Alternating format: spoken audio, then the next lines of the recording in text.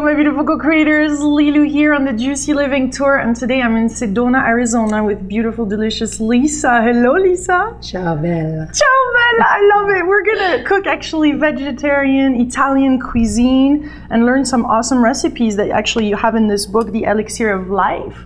And this is a delight to have you. Thank you. Grazie. Even Deepak Chopra recognized how talented you are and how soulful your cuisine is. Oh my God.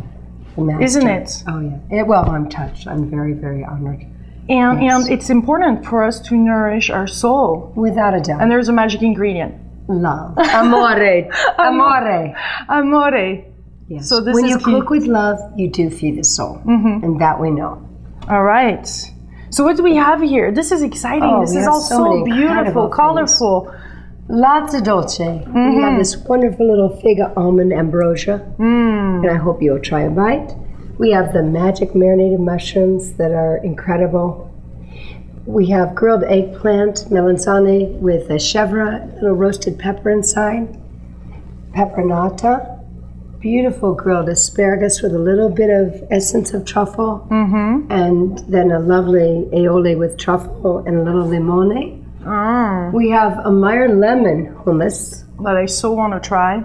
with an olive tapenade and some wonderful pepper wheat-free crackers. What are these? These are The little crackers are, I didn't make them, I hate to tell you, but they are special. They are made with spelt. And I thought, you know, we have to have something for every type of dietary need. And some crostini.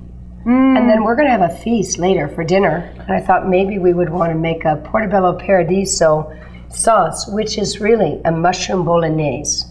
Vegetarian. A vegetarian, without a doubt. So how do we do this? What's going on here? I'm going to turn on the stove real quick here. Yeah. We use fabulous. There's so many beautiful, magical colors and ingredients here. And it's all easy. That's the thing about the way I cook is simple, semplice. Start with the peppers and the onions. They've already been finely diced. The olive oil is in the pan. We bring it up to a nice, start to bring the heat up. And as soon as we get a little bit of that heat going, and it's just a matter of a second, we're going to add mushrooms. And these are the button mushroom and the portobello. It's very finely diced. Oh, a mix of the two. Exactly. So we're going to put them in at this stage. We're going to bring them to a nice caramelization. This is, you're making love to food right now, aren't you? I mean, look at Without that. a It's doubt. just like, It's magic. You're but we meditating. need to let it cook, and you know, I can show you in a moment the finished product, and we will. But we're going to enjoy this for dinner tonight. Yeah. But you have to start with a great marinara. And I've what is already this? prepared. This is what I call the marvelous marinara. We also call this the mother sauce. Okay. Because as any Italian chef knows, if the marinara is not in balance, then where will the other sauces go? Nowhere. So if you have a great mother sauce, which I believe that we do, and that I have created, it's in balance because of the ingredients that go into it, which are in my book. But once you have that sauce, you can do so many lovely variations. You can make a melanzane parmesan. You can make a vodka sauce. You can make all kinds of wonderful things. Even your soups, you add a little bit of this, and it all comes together. So what's made? What is this made of? Well, one thing is in our marinara, when we begin the sauce, peppers and onions and garlic, of course. But as it sautés, we add our crushed red pepper and our basil. But the key to having a fabulous marinara want is the keys. a San Marzano. The what? You need to use a San Marzano tomatoes. Okay. You need to use a tomato that has a nice balance of acid and alkalinity. Is that these tomatoes? Well, or not another really. one? This is actually a different tomato. This is an heirloom that I bought right here in Sedona. It's organic, it's beautiful, and they're gorgeous. But these are actually, you get a really high quality tinned tomato, and you use the very best ones, and then your sauce will be like sugar, slightly sweet, slightly spicy. But I'm not going to take the time to make a lovely sauce like this without using the finishing touch with a wonderful marinara. So you cook this, and when this Yes. is going to be cooked, what do you Hand add? me a spoon, Ella. Which one? Anyway, let's just go middle. So you see what we're doing is we're caramelizing. It's beautiful. The magic is starting. See. And you know, this is a sauce that whether you're a mushroom lover or you're a vegetarian, you could be a vegan. This sauce is so versatile. I love the idea of the 2 different mushrooms too. I do too. And you can use other mushrooms, but for this sauce, you want it to taste almost like a vegetarian meat sauce, but no meat. How did you come up with all those recipes? Did that took you a while? You know, you do things little by little, and it's like, the sabor is incredible. It's tasting, it's spending time in the kitchen, it's trying it out. It really is. But you know, the funny thing about this is I started as a sloppy Joe for vegetarian. I wanted to, you know what a sloppy Joe is? No. It's an American thing that they put on a bun, and usually they would put a meat sauce on top of a bun, and they put the bun on top, and the American people serve it to their kids after school, this type of thing, and it's very satisfying. It's very much a comfort food. I wanted to come up with a vegetarian alternative to that. So I came up with this fun sauce, and now I find that I can use it for lasagna, I can use it for tapenade, I can do so many things with it. But how do you dice it so small like that? Because this is part of the elegance too, isn't it? And some of us are not as patient. Well, I don't want to spoil. I don't want to spoil your surprise here. But actually, sometimes I actually do use equipment. And in this case, you need a little food processor, and you put them on the medium grind, and you just pulse it. You know, boom, and boom, then you get boom, boom, boom, and then you get this perfect consistency, which is almost like what you want, like a meal. A course meal, and that way you retain the texture as the sauce cooks, and you also have a nice texture, but it's not too fine, so you really get the consistency. For vegetarians, many times they're lacking that thing that gives them the sustenance of a meat-like consistency. Yeah. So with this texture, you have it all, you know, and it's just beautiful. Yeah, and you don't have to miss on anything if you're a vegetarian. Not at all, not at all. And you don't even have to be a vegetarian if you really love mushrooms and vegetables. Yeah. You have the perfect sauce. So at this stage, I'm going to go ahead and I'm going to season it. A little bit of sea salt, a little bit of herbs. These are just like Italian herbs. No, these are actually, if I was in France, I would use herbes de Provence. But in this case, there are some of the herbs like the marjoram, which is also French, but Italian as well. Fresh thyme, a little bit of oregano. And I think it's good to cook the herbs in it as the sauce is reducing or caramelizing. I would say better to use the word caramelizing. A little bit of crushed red pepper because this sauce has a little kick. Yes. Alrighty. And it now, needs to be, it's Italian. It has to.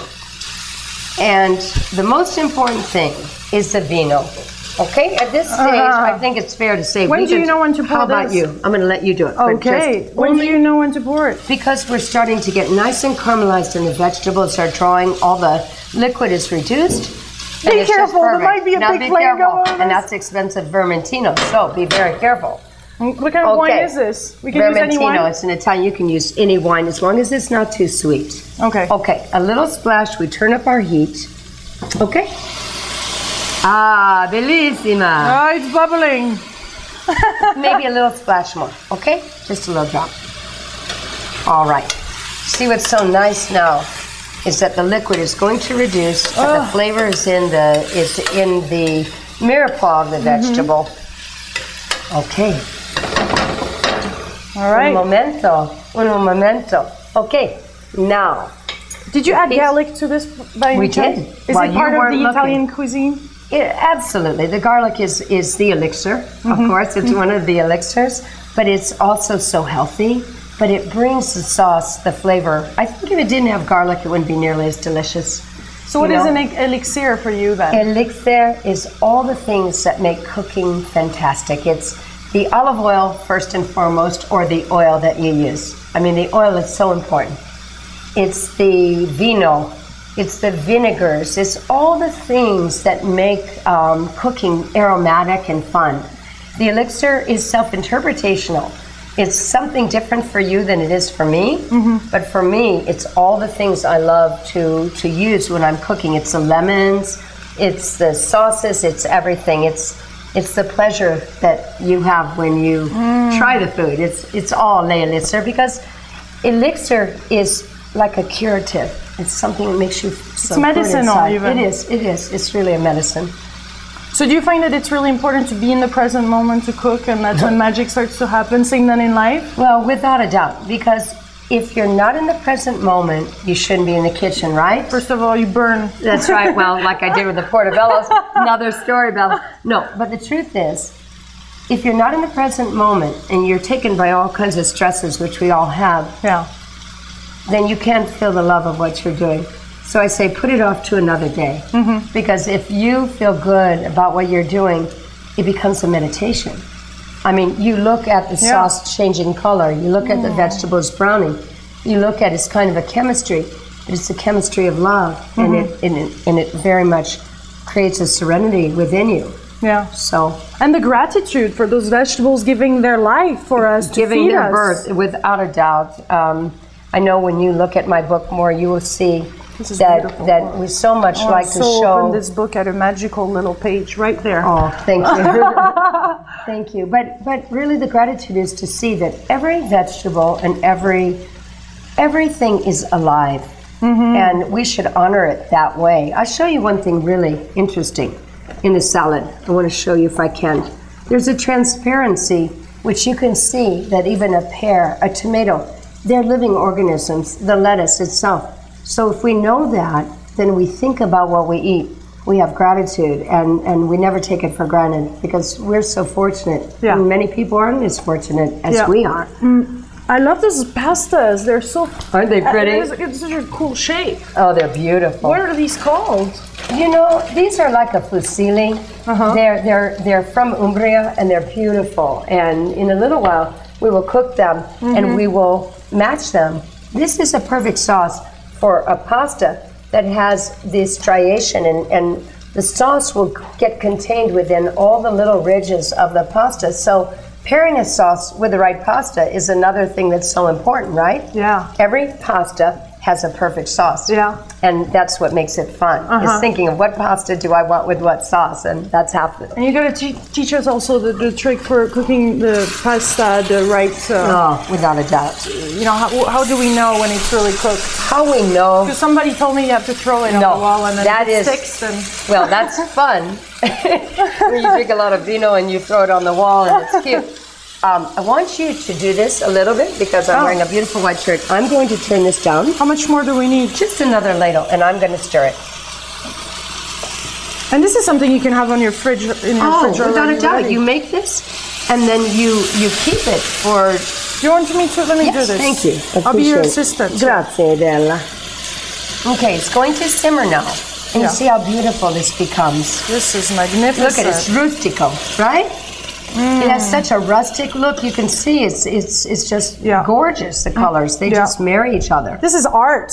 Oh, and the beauty of the way that I like to cook is simple. It really comes down to the simplest of ingredients with the simplest of methods.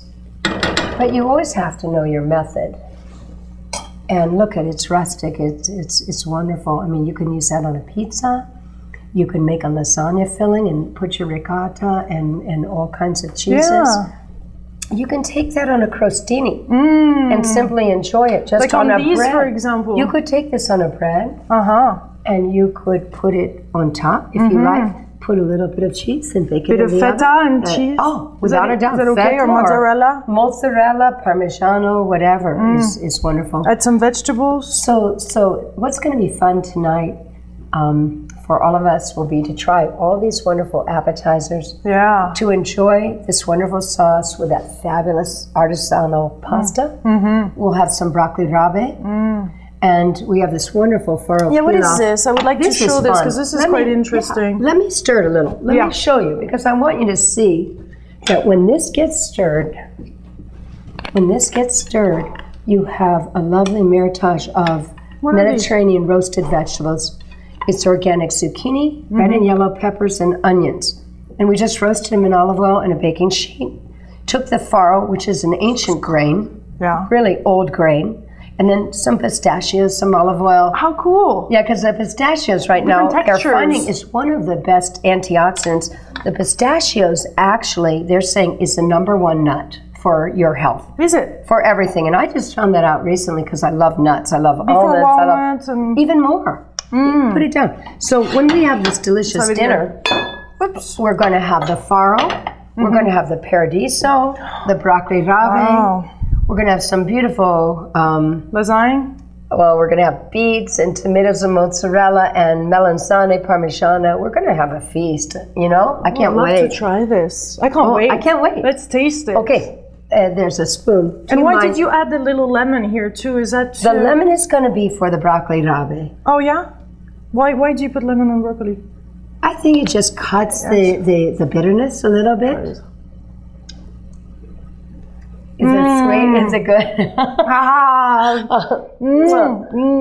This is I'm so glad you love it. I'm so glad. Oh, this is tasty. So we're going to have a feast. Yes. I'm really excited. And we're going to drink a little vino. Is that okay? Oh, yeah. All right. I think this is part of the experience. Me too. What kind of wine do you suggest with Italian food? Well, I think that there's so many that you can't really go wrong. But I think tonight, maybe with the antipasto, we'll have a vermentino. We'll have a lovely white wine, very crisp, very dry. And then when we start to get into the more robust flavors, when we actually sit down to the dinner table, maybe we will have, I have a Movedra that's just a beautiful, rich, kind of they call it a big red wine. Just a big red wine that's a meritage of Cabernet and Syrah. It's just going to be a feast. I can hardly even wait. It's quite interesting here. I'm French, and you love Italy, and I love France too. And we're combining those two countries together and co-creating. Absolutely, this is wonderful. Well, don't you think that the soul of both of those countries is very similar? You know, it's really, for me, this is a bit of a peasant food. You know, I'm not a fancy chef. I make things that when I see the book, yes. Well, you know, the squash blossoms are such a thing of beauty because they're very sensual.